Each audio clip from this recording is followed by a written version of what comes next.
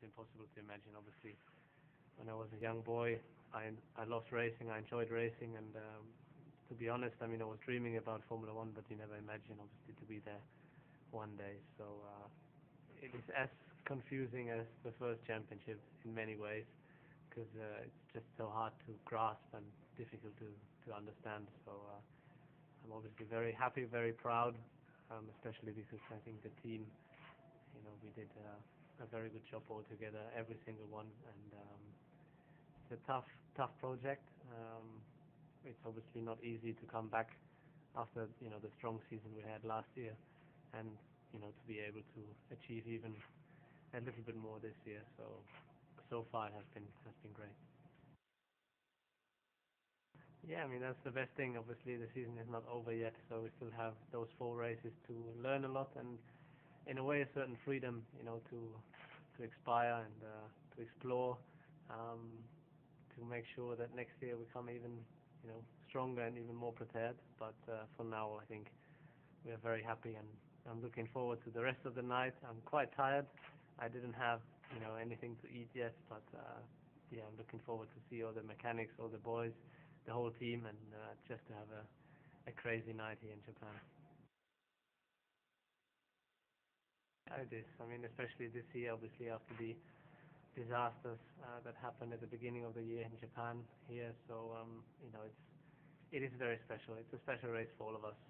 Obviously, I would have loved to win, but it was a difficult race, and I think third, we can be very pleased with that result, third and fourth. So it's a good result for the team, a lot of points. We're still racing for the constructors, so it's one of those races I think all of us will really enjoy. The circuit is absolutely phenomenal.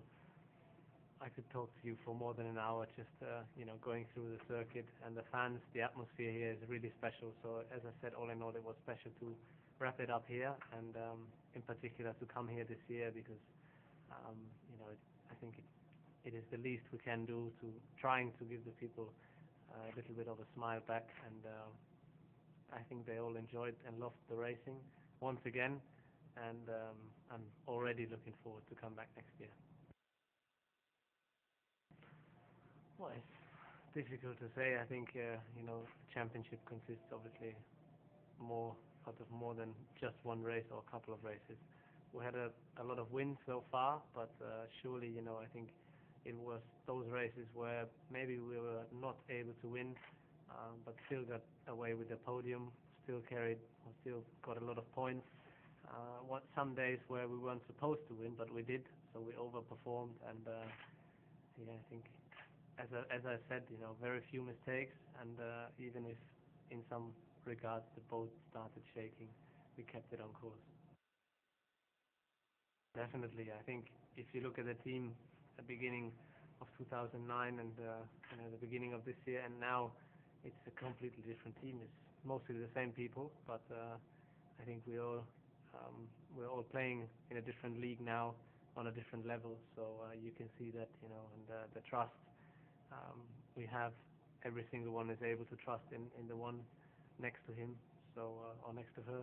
So it's fantastic, and I'm very proud of what we have achieved as a team, and very, very proud to be part of it, and to be part of all this.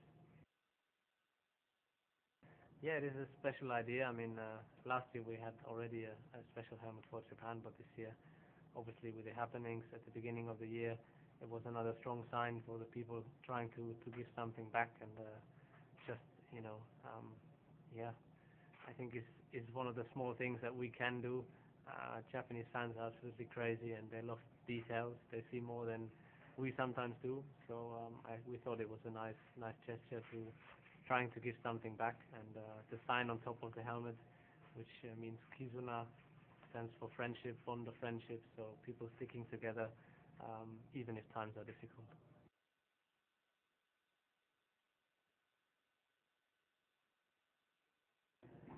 All I can say is that Sebastian's obviously a very bright young man, naturally tremendously gifted, but works very hard, thinks about it a lot, makes mistakes, of course, he's human, but he always learns from them.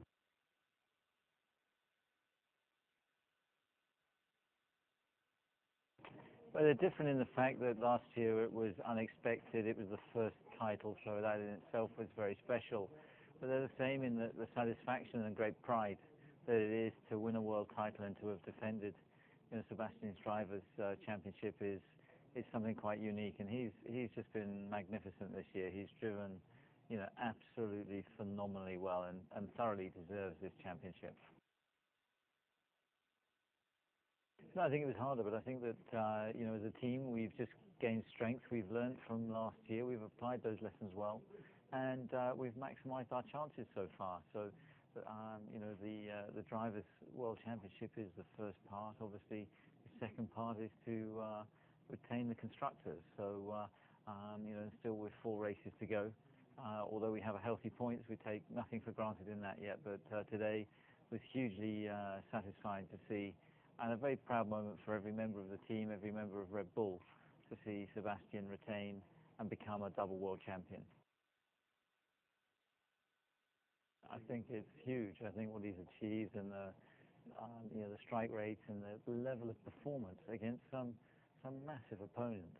Fernando Alonso, Jenson Button, Lewis Hamilton, Michael Schumacher. They're all current or all reigning or champions that have achieved that in the past, and to beat those guys with the level of dominance that he's achieved is something quite phenomenal.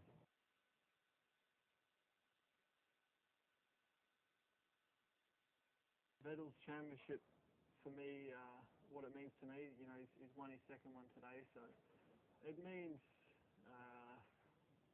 reality. He's come through the same ranks I have, so he's proved that it's possible.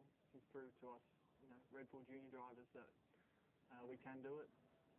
So that's good to have something to follow, a path to follow, and something to really aim for.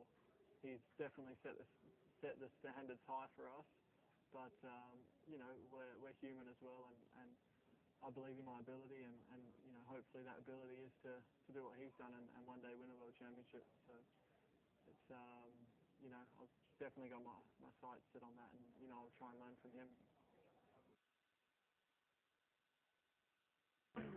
Well, we're nearing the end of a very special day for Red Bull Racing because, well, it's been fantastic, hasn't it? I'm joined now by Team Principal Christian Horner and Chief Technical Officer Adrian Newey.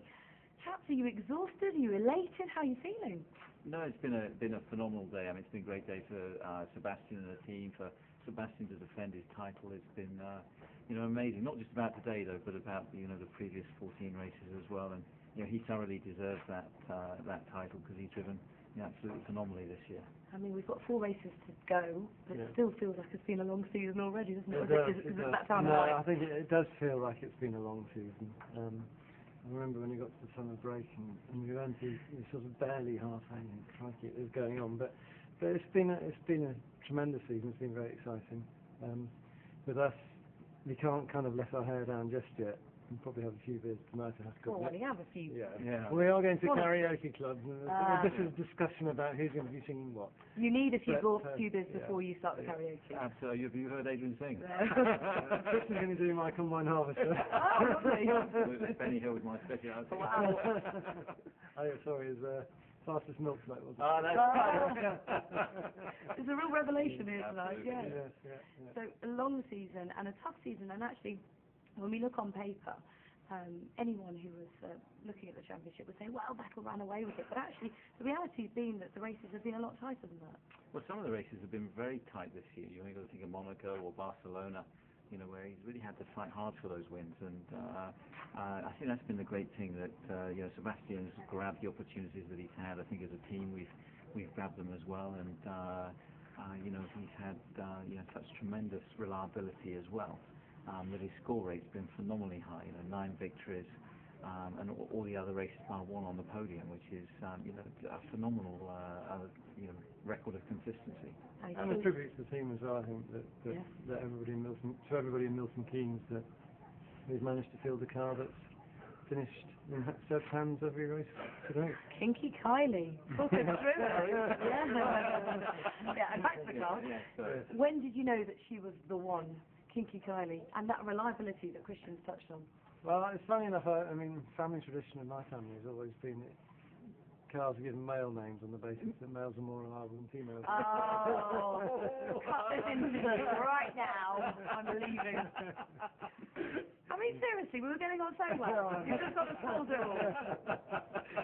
But talk us through King Kikari. I mean, there's obviously only so much you can say, but what is it about this car that is so special? A rear end. Yeah. Hey! Yeah, I think the name was given by Seb on the basis it's got quite a tightly packaged rear end. Beautiful. And well protected rear end, because you always get the guys done. Absolutely. Yes. Every time I try and have a quick look at it on the grid. I They don't have know. some bounces around the back. Yeah. And what about Seb? What separates him from other drivers in terms of maturity? I mean, he's only 24 years old still. How do you see his growth over the last year?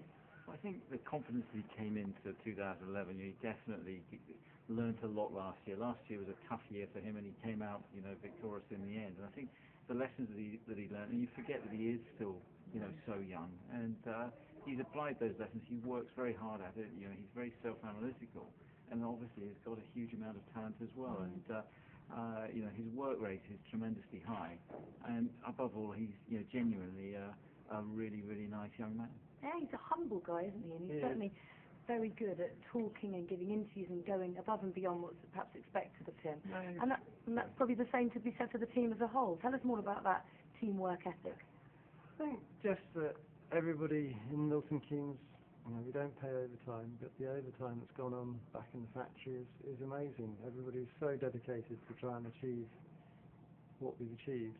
And there's a really good spirit in the factory. The factory itself is architecturally nothing special. It's a bunch of industrial units in Milton Keynes.